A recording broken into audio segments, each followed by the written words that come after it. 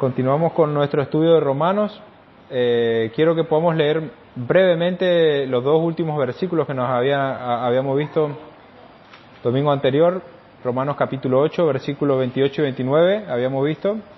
Hoy continuamos con el 30, pero leemos el 28 y el 29. Dice: y sabemos que a los que aman a Dios todas las cosas les ayudan a bien, esto es, a los que conforme a su propósito son llamados, porque a los que antes conoció también los predestinó para que fuesen hechos conforme a la imagen de su Hijo, para que Él sea el primogénito entre muchos hermanos. ¿Sí? Vimos nosotros cómo Dios encamina todas las cosas que nos suceden o que nos ocurren a sus hijos para bien. ¿Sí? Esta promesa era para sus hijos, es para sus hijos. No es que Dios anhele nuestro sufrimiento o que lo deseara, pero Él como un buen padre es capaz de tornar todas las situaciones, aún aquellas que nosotros vemos como malas, Él es capaz de tornar esas situaciones malas ante nuestros ojos para el bien nuestro, ¿sí? Yo como padre tengo la prioridad de mantener el bienestar de mis hijos, ¿sí? Yo quizás como muchos padres primerizos, en sus primeros tiempos sobre todo, quizás hoy no tanto, aunque lucho con eso, pero en el instinto ese de cuidar, ¿sí? A mis hijos muchas veces yo tendría a intervenir demasiado en sus vidas, tratando de protegerlos ante cualquier situación que yo consideraba que potencialmente podría llegar a ser perjudicial para sus vidas, incluso aquellas que son normales para los niños. En sí, mi deseo de seguridad y de bienestar para mi hijo había cruzado muchas veces la línea de lo saludable, convirtiéndome en un padre sobreprotector, ¿sí? Entre los dos, yo soy quizás el más sobreprotector, pero eso a la vez, eso no es nada bueno, ¿sí? Eso, el tener dificultades para dejar que nuestros hijos tomen decisiones por sí mismos y tomen o enfrenten desafíos sin nuestra intervención constante es un problema, ¿sí? Sabemos que algo así no es saludable ni para nosotros ni para nuestros hijos. Aún, como les dije, en la actualidad lucho con eso, pero muchas veces tiendo a preferir que ellos privarle a mis hijos de ciertas aventuras o de ciertos juegos por evitar que ellos se lastimen, ¿sí? En sí, yo tendría que tenerlos todo el día encerrados a ellos al lado mío, en un ambiente súper controlado, y aún así no es garantía de que no se lastimen, ¿sí? Pero al ser sobreprotector no hago ningún bien, ellos van a crecer con temor, su carácter no va a estar preparado para enfrentar situaciones realmente complejas, como las que tenemos como adultos. En sí van a crecer sin tener la capacidad para poder enfrentar y resolver problemas por sí mismos. Como padre yo desearía evitarle todo tipo de aquellas situaciones que le causan dolor, pero sé también que a veces esas situaciones dolorosas también son necesarias para ellos, ¿sí? Cuando van creciendo ellos van tomando cierto carácter y van tomando decisiones, y muchas veces esas decisiones no son las correctas. Muchas veces desobedecen, ¿sí? Y toman decisiones que le causan dolor o sufrimiento. Uno le dice no toquen ciertas cosas o tengan cuidado con tal otras, ¿sí? Los que son padres me entienden, ¿sí? Que muchas veces tomamos ese cuidado y aún así ellos toman otra decisión y trae dolor a sus vidas, ¿sí? Se lastiman, algo pasa. Yo como padre no deseo que esas situaciones le ocurran, que le causa dolor. Pero cuando algo así ocurre por su negligencia, por su pecado, yo como padre, a pesar de que soy malo, sería a comparación de Dios, y a pesar de tener muchas falencias, trato de sacar lo bueno de esas situaciones, ¿sí? Trato de enseñarle a través de esas situaciones de que ellos puedan aprender algo para que no vuelvan a cometer el mismo error, ¿sí? Recordándole, ¿cómo lo hago? Recordándole que el pecado causa dolor, que la desobediencia trae consecuencias, ¿sí? Es decir, yo trataré de sacar el bien de situaciones dolorosas. Como dije, yo deseara que mis hijos aprendan las lecciones por la buena, pero muchas veces a través de situaciones malas tengo que aprovechar para enseñarles algo, ¿sí? Algo así yo lo veo en lo espiritual, ¿sí? Dios es un padre, no es un padre sobreprotector que está excesivamente preocupado. Él sabe, Él tiene el control absoluto de las situaciones. Él es un buen padre y Él desea forjar en nosotros un carácter maduro, ¿sí? Como el de Cristo. Como sus hijos, nosotros vamos teniendo cada vez ciertas libertades. Dios espera que nosotros usemos nuestra libertad cristiana para el bien, para nuestro bien y para la gloria del Señor. Muchas cosas que nos ocurren en nuestras vidas son como consecuencias de usar mal las libertades que nosotros tenemos, ¿sí? Muchas veces nuestra negligencia espiritual, nuestro pecado hace que nosotros traigamos consecuencias a nuestras vidas, pero Dios, como es tan bueno, es tan grandioso, ¿sí? Utiliza todas esas cosas que nosotros en nuestra negligencia la hicimos para enseñarnos algo, ¿sí? Trayéndole el mensaje anterior al presente, ¿sí? Para poder continuar. Dios utiliza tanto situaciones buenas como malas para forjar nuestro carácter, para hacernos parecidos a Cristo, en sí, para que maduremos. No está de más decir que, a pesar de que Dios sea capaz de sacar lo bueno de situaciones malas, nosotros como cristianos no deseamos pasar por situaciones malas. Yo no deseo que mis hermanos pasen situaciones difíciles, a pesar de que en las situaciones difíciles Dios puede enseñarnos. Si Dios puede enseñarnos por las buenas, mejor, ¿sí? Y si nos toca atravesar situaciones difíciles, confiamos de que Dios lo va a utilizar para bien, ¿sí? Entonces, en ese sentido es que no deseamos atravesar situaciones difíciles, pero si la estamos atravesando, tener confianza, ¿sí? Eso es parte de lo que vimos, y ahora vemos el versículo 30, dice, habíamos visto que a los que conoció los predestinó, ¿sí? A que sean como su hijo, y el versículo 30 dice, y a los que predestinó, a estos también llamó, y a los que llamó, a estos también justificó, y a los que justificó, a estos también glorificó, ¿sí? Aunque el último domingo vimos acerca de la predestinación, hoy vamos a continuar abordando esta doctrina de que tiene muchas controversias, ¿sí? Y tratar de tocar algunas objeciones que se hacen acerca de esta doctrina, ¿sí? Hay muchas actitudes que uno puede tener ante la doctrina, puede rechazarla, puede aceptarla, ser bendecido y utilizarla para bien, ¿sí? Pero por otro lado, la situación más peligrosa que puede ocurrir es aquellos que dicen creerla y tornan esta doctrina como una excusa para su negligencia, ¿sí? Cayendo en un hipercalvinismo o cayendo en tornándolo para mal, ¿sí? Judas, versículo 4, dice que convierten en libertinaje la gracia del Señor, ¿sí? Tratamos de esquivar, de no tomar esta doctrina como una excusa para nosotros dar rienda suelta a nuestro pecado, o ser negligente, o no ser lo suficientemente duros con nuestro pecado, ¿sí? Entonces, cuando decimos que todas las cosas ayudan a bien, el entendimiento correcto de esta doctrina tiene que ayudarnos para bien, ¿sí? Esta doctrina termina siendo, entendiéndola bien, termina siendo como un cartel que nos ayuda a poner nuestra mirada en Cristo cuando las situaciones son difíciles, ¿sí?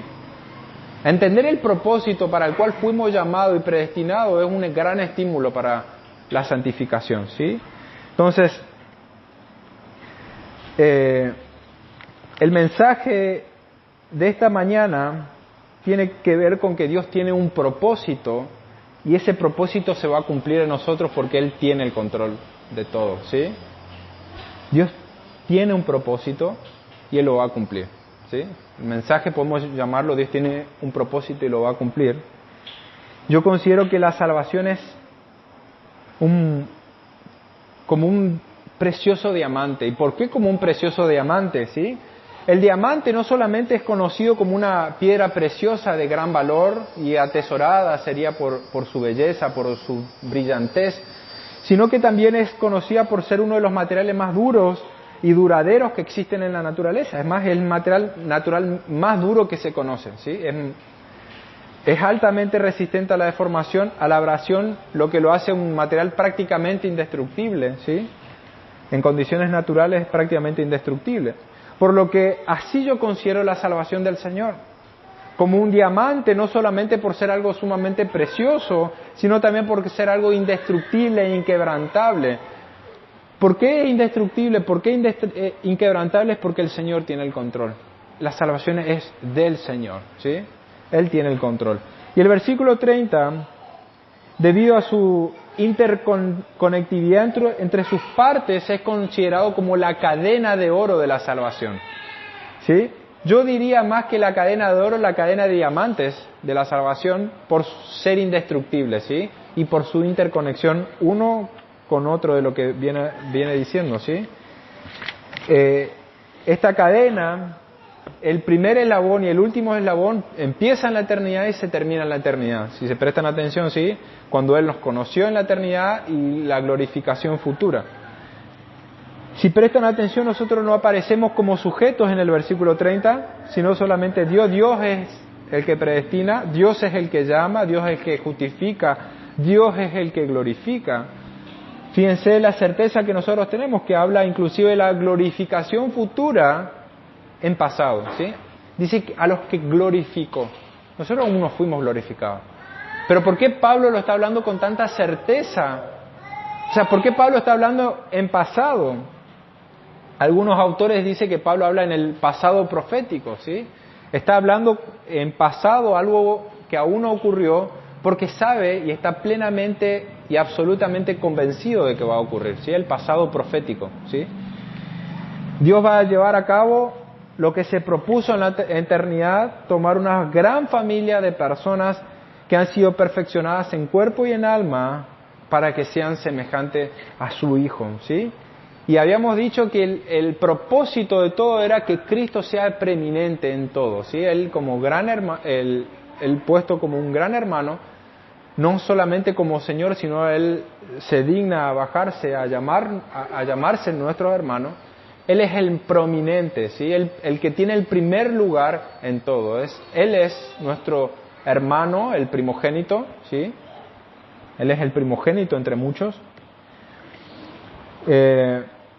Por eso nosotros podemos estar seguros que todas las cosas nos ayudan a bien, ya que el fin de nuestra predestinación es ser hechos a la imagen de Cristo. Esa es la finalidad. No es meramente ser salvo, no es meramente no ser condenado.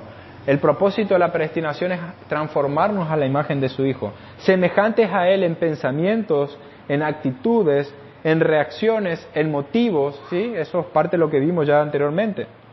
La bendición más grande que Dios te puede llegar a dar no es que seas millonario, ni siquiera que tengas una linda familia o que formes parte de una congregación.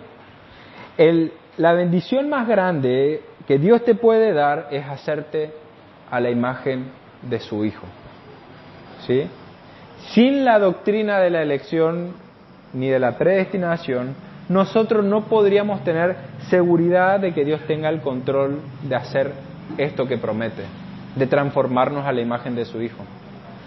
Volviendo al versículo 30, vamos a leer, quiero que me acompañen, yo le voy a sobreenfatizar algunas cosas, pero vamos a leer, ¿sí? Dice, y a los que predestinó, a estos, y solo a estos, ¿sí? También llamó, y a los que llamó a estos, o sea, y solo a estos, ¿sí? También justificó, y a los que justificó, y a estos, y solo a estos, ¿sí? También glorificó. A los que antes conoció, ya vimos, y vamos a repasar brevemente que, aunque nos cueste entenderlo, Dios conoció personalmente a aquellos a que iba a salvar de una manera relacional. No es que su omnisciencia sabía de que quiénes o qué es lo que íbamos a hacer, aunque Dios sabe lo que vamos a hacer, sino que Él nos conoció a nosotros. ¿Sí? Habíamos dicho que ese conocimiento relacional era como un amor selectivo de parte de Dios, como dice que Jesucristo, que el Padre conoce al Hijo y el Hijo al Padre. Ese amor selectivo, ese amor especial que hay entre el Padre y el Hijo, habíamos visto que el pastor tenía con sus ovejas, ¿sí? Vimos que creer era una marca de las ovejas creen, las que no son, los que no creen porque no son sus ovejas, ¿sí? Para más detalle pueden escuchar el mensaje anterior, ¿sí? Y a estos que Dios conoció, los predestinó a que fuesen hechos conforme a la imagen de su Hijo. Vimos que predestinar es limitar de antemano, es trazar un horizonte, un destino previo. Dios determinó de antemano nuestro destino, no solo que seamos salvos, sino que fuésemos hechos conforme a la imagen de su Hijo, ¿sí? Eso ya Dios lo determinó de antemano. De acuerdo a nuestra confesión de fe, en el capítulo 3, dice con respecto al decreto de Dios, para que la manifestación de su gloria, algunos hombres y ángeles son predestinados o preordenados a vida eterna por medio de Jesucristo para alabanza de la gloria de su gracia, así como dice Efesios 2, como dice Romanos 9, es decir, que nosotros fuimos predestinados para un fin aún mayor que ser hechos a la imagen de Cristo, ¿sí? Para la alabanza de la gloria de su gracia, o sea, fuimos predestinados para su gloria, para que Dios pueda manifestar su gracia, su amor, ¿sí? Para que Dios pueda hacer evidente su misericordia, sus atributos. Entonces, para la exaltación de su propio ser, Dios nos ha predestinado, ¿sí? Por otro lado, la confesión de fe continúa diciendo y también afirma, a otros se les deja actuar en su pecado para su justa condenación, para la alabanza de la gloria de su justicia. Por un lado, la confesión de fe deja ver algo al respecto. Dice que Dios predestina a algunos, ¿sí?, para vida y a otros los deja. A unos los predestina y a otros los deja, ¿sí? Presten atención, ¿sí? Los deja en sus propios pecados. Si nosotros nos basamos meramente en lo que la Biblia dice explícitamente, no lo que nosotros suponemos, solo podríamos afirmar que la predestinación es para vida, ¿sí? Hay muchas posturas dentro de nuestros hermanos, no por esto vamos a caer en la herejía, ¿sí?, en cuanto a este punto, en cuanto a los perdidos, ¿sí? Yo aún no encuentro un fundamento bíblico para afirmar que los perdidos son predestinados por Dios para la perdición, ¿sí? En un momento quizás creí por suponer o deducirla, si nos predestinó para esto, también lo hizo para lo otro, pero no encontramos un fundamento bíblico para esto. Aunque Proverbios 16:4 dice, todas las cosas ha hecho Jehová para sí mismo y aún al impío para el día malo, quiere decir que a Dios no se le escapó nada de las manos, ¿sí? No es que el origen del mal es algo que a Dios se le salió el control. No, Dios tenía el control absoluto de todas las cosas, aún el mal, ¿sí? Dios lo preparó para algo, ¿sí? Romanos 9, 22 y 23 vamos a ver más adelante cuando lleguemos, pero vamos a adelantarnos. Versículo 22, si me pueden acompañar, dice, capítulo 9, versículos 22 y 23, ¿y qué si Dios, queriendo mostrar su ira y hacer notorio su poder, que dice, soportó con mucha paciencia los vasos de ira preparados para destrucción, y para hacer notoria la riqueza de su gloria, la mostró para con los vasos de misericordia que Él preparó de antemano para gloria? ¿Pueden ver ese detalle entre un vaso y otro?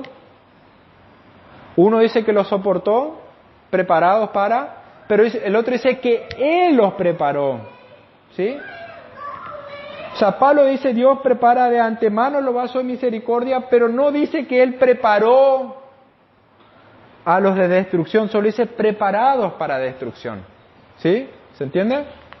O sea, no afirma que fue Él el que preparó a esa gente para la destrucción. Hay mucho para hablar al respecto. Ya vamos a llegar a esta sección, ¿sí? Y voy a leerles una porción de un comentarista. Hendrickson es un comentarista muy apreciado dentro de la sana doctrina, ¿sí? Dice, esta porción son 2 o 3 párrafos, ¿sí? Es precisamente a pecadores endurecidos, hombres como Esaú, Faraón, Judas el traidor, Impenitentes todos, es decir, a los que hasta el fin rehúsan responder favorablemente a las pacientes exhortaciones de Dios, a quienes Dios muestra su ira y hace conocer su poder. Haciendo esto, es decir, soportando con gran paciencia vasijas para ira, ¿para qué? Para dar a conocer las riquezas de su gloria. ¿A quiénes? A las vasijas de misericordia. Fue precisamente la gran paciencia de Dios para con Faraón y su pueblo, su demora en derramar sobre ellos la plena medida del castigo que merecían, la que aportó la oportunidad para hacer conocer las riquezas de la gloria de Dios derramadas sobre Israel desde la remota época, de esa remota época. Si Faraón, y finalmente esta es la última parte del comentario, dice, si Faraón hubiera sido destruido inmediatamente, ¿quién se habría dado cuenta de la misericordia de Dios para con Israel? Pero a medida que las 10 plagas se sucedían una a una, esa misericordia se hacía cada vez más evidente, ¿sí? Esta plaga cayó sobre Israel, pero no sobre sus hijos. Esto pasó, pero no sobre sus hijos, ¿sí? Era más que evidente la misericordia del Señor. Entonces, si Dios no hubiese soportado la rebeldía de Faraón, y aún después de su propia rebeldía Dios endurecer aún más su corazón, ¿cómo haría evidente Dios su misericordia con más esplendor y después su justicia? ¿Sí? Volviendo al tema, en cuanto a la predestinación, nosotros podemos afirmar que Dios determinó desde antemano, de esto sí podemos estar seguros, ¿sí? De que Dios sí determinó de antemano el destino de aquellos que amó selectivamente. No solo el que seamos salvos, sino que seamos hechos conforme a la imagen de su Hijo. El resto no nos corresponde a nosotros. Las cosas reveladas sí nos corresponden, las cosas ocultas le pertenecen al Señor. Entonces, luego vamos a tratar de responder algunas objeciones acerca de la predestinación, pero continuando en el versículo dice a estos, a los que predestinó, a estos también que los llamó, ¿sí? Este llamamiento de Dios no es el llamamiento externo que se hace cuando se predica, ¿sí? Cuando llamamos a los pecadores a que se arrepientan y crean, ¿sí? Porque sabemos que muchos rechazan el Evangelio. Y si muchos rechazan el Evangelio, ¿qué estamos diciendo? Dios llama, pero no los puede salvar o no los puede glorificar, como dice el texto. Y sabemos que la palabra de Dios se cumple. Sabemos que no es así, no es este tipo de llamamiento el que el Señor está hablando. Es más, en el contexto de Romanos 8, una de las grandes cosas que resalta Romanos 8 es el ministerio del Espíritu Santo, ¿sí? Eso queda claro. Romanos 8, una y otra vez vemos el Espíritu Santo obrando, ¿sí? Recalca. Entonces ese llamamiento del Espíritu Santo es el que llama acá y el que da la conexión, ¿sí? Porque en esto del Señor es inquebrantable. A los que conoció a estos y solo a estos los predestinó y a estos y solo a estos los llamó, ¿sí? Y a estos solo a estos los justificó, o sea, los salva y los glorifica, ¿sí? Por medio de la conversión y de la fe obrada por el Espíritu es que nosotros respondemos al llamamiento externo. Entonces ese llamamiento interno que hace el Espíritu Santo tiene que ver con ese nacer de nuevo, ¿sí? Es ese poder de Dios que obra en nosotros y nos capacita para que podamos creer. Habíamos visto que de acuerdo a Juan, los que creen son sus ovejas.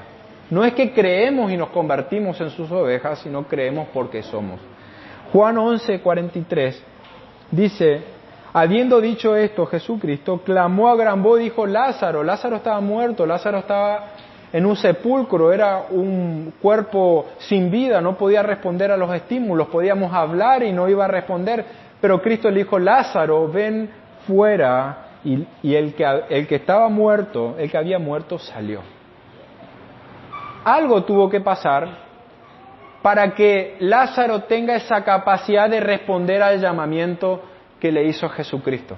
Eso es el llamamiento del Señor. ocurrió ahí en el mismo momento. Lázaro cobró la vida y pudo responder al llamamiento externo de Jesucristo, de venir afuera, ¿sí? Pero Dios tuvo que obrar para que un muerto pueda responder. Así es en lo espiritual. Dios tiene que obrar en nosotros para que podamos responder, ¿sí? ¿Cómo obra? ¿En qué momento obra? Es cuando el Evangelio es predicado. Dios estableció los medios y el medio para la salvación que Dios escogió es la predicación del Evangelio. No le vamos a salvar a las personas con un testimonio, no le vamos a salvar contándoles cuentos o prometiéndoles cosas. Las personas van a llegar al conocimiento de la verdad a través del Evangelio, ¿sí? Volviendo al texto, a estos que han sido llamados por el Señor, que han sido regenerados, ¿sí? A estos y solo a estos los justificó, o sea, los salvó. El de la justificación es algo que lo venimos viendo en todo Romano. Es más, podríamos decir que el gran tema de Romano es la justificación por la fe. Ese es el gran tema, ¿sí? El justificar es algo legal, ¿sí? El ser declarado justo ante Dios. Dios es el que, si Él nos predestinó, Él nos llamó, Él nos conoció, nos predestinó, nos llamó, Él también nos declaró justo ante su presencia, ¿sí? A los que Dios conoció con un amor selectivo, los predestinó para que sean hechos conforme a la imagen de su Hijo, por lo tanto los vivificó por medio de su Espíritu y por tanto obra la fe en ellos para concederles la justicia, ¿sí? Fíjense, es una cadena inquebrantable. El que comenzó la buena obra la va a terminar. Es la obra del Señor. Por eso Él se lleva la gloria. Y a estos, solamente a estos los glorificó. O sea, los creyentes compartimos la gloria con Cristo. Esto ya lo vimos en el versículo 17 acerca de la gloria y la esperanza que nosotros tenemos. No puede haber gloria más grande que se nos otorgue a nosotros que seguimos a Cristo por causa de tener esa íntima unión con Cristo. Los hijos de Dios no solo vamos a recibir cuerpos gloriosos, transformados, sino que también a partir de ese día de la resurrección vamos a resplandecer en toda su gloria, tanto en cuerpo como en alma, puesto que nuestro cuerpo, nuestra alma van a estar nuevamente unidos. Nuestra alma ya no es un cuerpo imperfecto, sino un cuerpo glorioso, y vamos a resplandecer con toda la gloria, ¿sí? Ahora vamos a ver cuáles son algunas objeciones brevemente acerca de esta doctrina y por qué es importante entenderla. Primeramente, algunos cuestionan de que Dios es injusto, ¿sí? Primeramente no somos quienes para juzgar al Señor si es justo o no es justo, que salve o no salve. Pero algunos creen que Dios, al elegir salvar solamente a algunos, Dios es injusto porque solamente salva a algunos y no a todos. Creo que esta objeción viene como consecuencia de no conocer verdaderamente a Dios ni comprender la realidad del pecado. Pablo va a abordar esto en el capítulo 9, versículo 14. Dice, ¿qué pues diremos? ¿Que hay injusticia en Dios? De ninguna manera. Dios tiene misericordia de que Él quien quiera tener. Nadie le limita a Dios. Nadie le está dando órdenes a Dios. Él es soberano. ¿Quién le puede decir? ¿Acaso le dice Dios a Job, tú estabas cuando yo estaba formando el cielo, la tierra, tú estuviste ahí dándome consejos? ¿Quién le estuvo dando consejos al Señor cómo hacer las cosas? No hay injusticia en Dios porque ningún pecador merece la salvación. Lo justo es que todos seamos condenados si hablamos de justicia, ¿sí? Pero nosotros no recibimos justicia en nuestro cuerpo, sino misericordia. La justicia, por causa de nuestros pecados, la recibió Cristo. Y nosotros recibimos misericordia, por eso Dios es justo. Nosotros nos unimos a Cristo, Cristo es la parte que recibe la justicia por causa de nuestros pecados, y nosotros recibimos la misericordia, ¿sí? Eso es la gloriosa unión que tenemos con Cristo, lo permite, ¿sí? Tampoco hay injusticia Dios de que Él perdone, porque justamente Él pagó todos nuestros pecados en Cristo. Los pecadores que serán condenados no van a ser condenados porque no fueron predestinados para ser salvos. No. Van a ser condenados por sus pecados, No van a ser condenados porque fueron predestinados para ser condenados, van a ser condenados por sus propios pecados. Dios no tuerce la voluntad de nadie haciéndolo a que pequen. Van a ser condenados por sus propios pecados con toda la responsabilidad que tienen, ¿sí? Nadie, por un lado, nadie necesita saber si es o no es predestinado para responder al Evangelio. No necesitamos buscar o ver si alguien es o no es predestinado para predicarles el Evangelio. Aún, lo único que debes saber es que eres pecador, que transgrediste la ley de Dios, que Dios es santo, que merece ser condenado y que tienes que arrepentirte y creer, ¿sí? Arrepentirte y creer en Cristo. Solamente Él, su sacrificio puede salvarte, eso es lo único necesario. Si aún crees que Dios es injusto en salvar a unos y no a otros, tienes un concepto errado. Primeramente tienes un concepto demasiado elevado de ti mismo y tienes un concepto errado de Dios. Aún estás creyendo en tus propios méritos para ser salvo. Te crees demasiado bueno delante de Dios como para que Él te recompense con el paraíso o con la salvación. Por lo tanto, no estás creyendo en Cristo como salvación, como Salvador, y estás en una situación de peligro. Si crees que Dios es injusto en salvar a uno y no en otros, ¿sí? Si crees que Dios es justo en salvarte a ti, no salvar a tus hijos, o salvar a uno y a otro no estás verdaderamente confiando en Cristo. El segundo objeción que encontré es que no es necesaria la evangelización. No es necesario predicar. Esta doctrina de la elección no niega la necesidad del Evangelio. En ningún lugar de la Escritura nosotros podemos sacar la necesidad de la evangelización, ¿sí? El mismo Dios que elige a quienes salvar establece el medio para esa salvación, y ese medio es la locura de la predicación. No mandó a ángeles, podía haber mandado a ángeles y todo el universo, o todo el mundo, o todo el planeta hubiese escuchado, pero no quiso. Dios quiso que sea por la predicación de nosotros, de su palabra. Fíjense lo que Pablo dice. Alguien que tenía muy en claro esta doctrina, en 2 Timoteo 2:10 dice: por tanto, todo lo soporto por amor a los escogidos, para que ellos también obtengan la salvación que es en Cristo Jesús, con gloria eterna. O sea, si fueron elegidos, uno podría decir: Pablo, ¿para qué te mortificás? ¿Para qué tanto sufrimiento? ¿Para qué tanto dolor? Si al fin y al cabo, si Dios quiere, lo va a salvar. Quédate tranquilo, disfrutar de la vida. ¿Para qué te vas a hacer mala sangre? ¿Para qué vas a estar padeciendo por los hermanos? ¿Para qué te va a estar doliendo por la iglesia? ¿Para qué te va a estar haciendo mala sangre? Tómalo con calma. Total, Dios va a hacer lo que Él quiere. Pablo no tomó esa actitud. No sabemos quiénes son elegidos, pero al evangelizar, quizás lo estemos haciendo a alguien que ha sido elegido.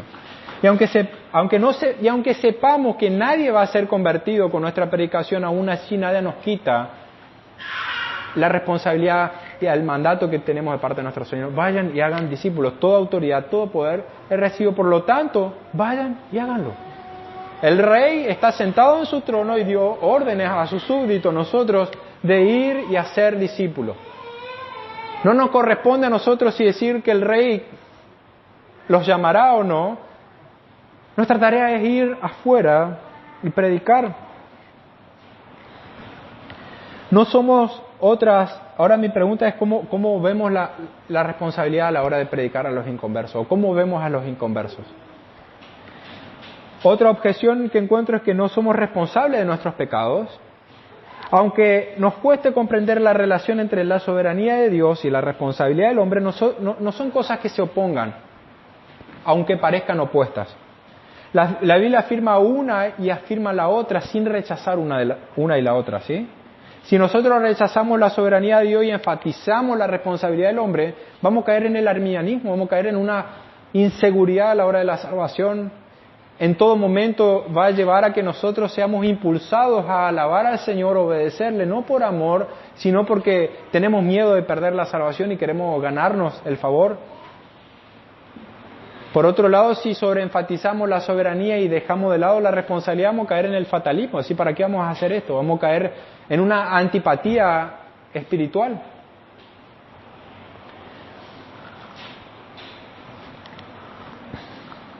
Todos somos responsables de nuestras acciones y de nuestros pecados. Cuando hablamos de libre albedrío, tenemos que definirlo. O sea, el capítulo 9 de nuestra confesión dice que ha dotado la voluntad del hombre de una libertad natural y de poder para actuar por elección propia, que no es forzada ni determinada a hacer bien o mal sin necesidad de la naturaleza. En ese estado de inocencia, ese libre poder, esa libertad y poder de querer y hacer lo bueno y agradable era inestable y podía caer, pero en el estado caído, cuando nosotros pecamos, hemos perdido completamente esa capacidad y ese poder para hacer lo que es bueno delante de Dios. Y alguien me va a decir, bueno, no, eso es mentira. Perfecto. Toma la decisión de no cometer ningún pecado. Dile a una persona que no conozca a Cristo que si así, que viva perfectamente y que no cometa ningún pecado ni en pensamiento ni en acción. Y vamos a ver que es imposible. Nuestra libertad está sujeta a ciertas cosas, a nuestra limitante de nuestro propio cuerpo o al pecado. Somos esclavos del pecado, nacemos siendo esclavos. Pero Dios, cuando nos trae libertad, nos hace libre de la esclavitud del pecado y ahora nosotros sí podemos obrar el querer y el hacer cosas buenas que atraigan gloria al Señor, pero aún no de una manera perfecta porque estamos en un cuerpo imperfecto. Por lo tanto, no queremos completa y absolutamente el bien, sino que también muchas veces deseamos el mal. Estamos en un cuerpo de pecado, luchamos con el pecado. La característica de un creyente es que lucha con el pecado, ¿sí? Es por eso que anhelamos la glorificación. Entonces, es por eso que nosotros también encontramos muchas exhortaciones en la Biblia que no contradicen la soberanía de Dios, sino que reafirman nuestra responsabilidad ante un Dios soberano. Fuimos sellados, si hemos creído verdaderamente en Cristo, fuimos sellados con su Espíritu y eso nos da garantía a nosotros de salvación, pero aún así nosotros somos responsables como hijos. Nuestros hijos van a seguir siendo hijos, hasta que se mueran van a seguir siendo nuestros hijos, pero eso no le quita a ellos responsabilidad de obedecernos a nosotros como padres. Van a desobedecer, pueden caer en nuestro desagrado, van a contristar o van a causar dolor, pero van a seguir siendo nuestros hijos. Nada va a quitar de la mano de nuestro Padre Celestial, pero aún así podemos contristar el Espíritu del Santo con el cual fuimos sellados. Una de las primeras cosas que perdemos cuando somos negligentes en nuestra vida espiritual es el gozo de la salvación. David dice o clama poder volver a tener ese gozo que tenía antes de pecar, ¿sí? Ahora, ¿cómo puedes confiar más en la bondad de Dios y en el plan de Dios para tu vida? ¿Qué puedes hacer para poder confiar más en el Señor? ¿Qué cambio necesitas en tu vida hacerlo para alinearte más a la voluntad de Dios? ¿Qué decisiones drásticas tenés que tomar en cuanto al pecado para vivir de una manera más conforme al plan de Dios que Dios tiene para tu vida? ¿Cómo puedes vivir cada día conforme al propósito y significado, sabiendo que Dios tiene un plan para ti? De no desperdiciar el tiempo, sabiendo que Dios tiene un propósito. ¿Qué pasos prácticos puedes tomar para crecer en tu relación con Dios? ¿Qué áreas en tu vida necesitas ser entregadas para que Dios pueda continuar su trabajo en ti? ¿Cuáles son tus áreas débiles? Si estás casado, tu esposa, o si estás casada, tu esposo sabe cuáles son esas áreas que necesitas entregarle al Señor. Por lo tanto, sabiendo que el propósito que tenemos es glorioso y nuestra esperanza es grande, no seamos negligentes, no querer entregar al Señor toda nuestra vida, de que Él complete su propósito en nuestra vida aquí en la tierra.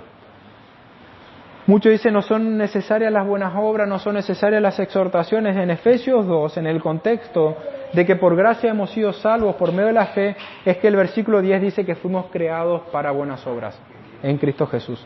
La doctrina de la predestinación no solo debería darnos seguridad de salvación en los momentos difíciles que nos tocan atravesar, cuando nuestra fe, cuando somos perseguidos por causa de nuestra fe, cuando nosotros queremos vivir conforme a los principios de Dios y aún así recibimos el rechazo de nuestros seres queridos, quizás de algunos hermanos inmaduros dentro de la iglesia, quizás dentro de otros que están dentro de la iglesia, quizás no son hermanos, pero critican, ¿sí? Aún así, la doctrina de la predestinación nos da a nosotros seguridad y certeza. Cuando tenemos que pasar situaciones dolorosas, enfermedades, momentos dolorosos de la partida de un ser querido o momentos difíciles, aún así la doctrina de la predestinación es lo que más consuelo puede traernos a nuestras almas. Díganme si el versículo de que todas las cosas nos ayudan a bien no nos da consuelo en los momentos difíciles.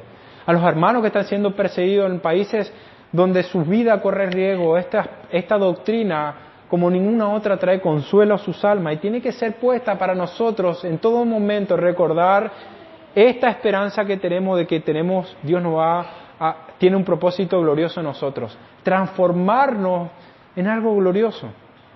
Ahora, un entendimiento correcto de la enseñanza bíblica no debería nosotros llevarnos a una apatía espiritual, sino que debe motivarnos a nosotros a vivir cada día en una manera santa y agradeciendo al Señor. Entender la predestinación y creerla verdaderamente tiene que llevarnos a poder perseguir el fin de la predestinación, que es transformarnos a la imagen. No es meramente libertad para pecar, no es eso. Es entender que Él nos tiene un propósito. Ahora, ¿cómo puedes ser una mejor persona para aquellos que te rodean? Para un mejor ciudadano, un mejor padre, una mejor madre, un mejor hijo. ¿Cómo puedes ser un mejor hijo? ¿Cómo puedes practicar la gratitud en medio de las dificultades? Que esta doctrina pueda ser de un fuerte estímulo, no solamente para la paz, sino también para las buenas obras. Oramos. Dios Padre, agradecido estamos por Cristo. Muchas cosas más podemos hablar acerca de esta seguridad que tenemos en ti, pero queremos agradecerte por esta garantía, Señor, que tú nos das. Si verdaderamente hemos creído, podemos estar seguros, Señor, de que cualquier tempestad y tormenta en esta vida no nos podrá quitar de tus manos, Señor. Ni siquiera Satanás es capaz de frenar o evitar de que tú nos transformes a la imagen de tu Hijo.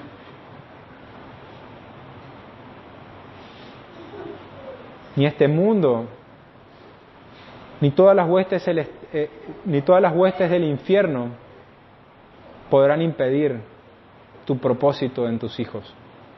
Aquellos que has amado eternamente, aquellos que los has predestinado, llamado, justificado y glorificado. Esperamos ansiosamente ese momento en que nuestros cuerpos seamos glorificados delante de ti y que todo el universo rinda gloria a ti por lo que has hecho en nosotros. Hacer manifiesta tu misericordia, Señor. Te alabamos, te damos la gloria, la honra, el honor, porque solamente tú lo mereces, Señor. En el nombre de Cristo Jesús. Amén.